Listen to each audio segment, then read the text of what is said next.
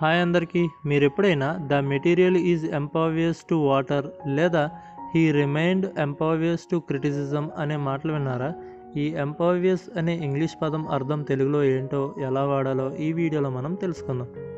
దీని డెఫినేషన్ ఏంటంటే, not allowing fluid to pass through or a person who remains unmoved and unaffected by other people's opinions suggestions అని. అంటే అభేద్యమైన లేదా ప్రభావానికి లోను కాని అని.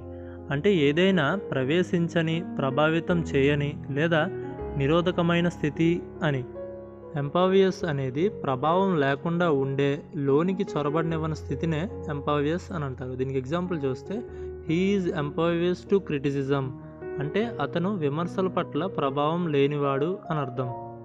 రెయిన్ కోట్ ఏం చేస్తుందంటే తన ద్వారా నీటిని లోపలికి వెళ్ళనివ్వకుండా అది అడ్డుకుంటుంది. సో దీన్నే ఎంపర్వియస్ అని చెప్పొచ్చు. ఇంకొక సందర్భం ఎలాంటిదంటే, ఎవరైనా మనం ఏదైనా పని చేసేటప్పుడు వాళ్ళు అనేక విమర్శలు చేస్తూ ఉంటారు. కానీ ఆ విమర్శల వల్ల మనం కనీసం 1% కూడా చలించకపోతే దాన్ని కూడా మనం ఎంపర్వియస్ అనే వర్డ్తో మనం చెప్పొచ్చు.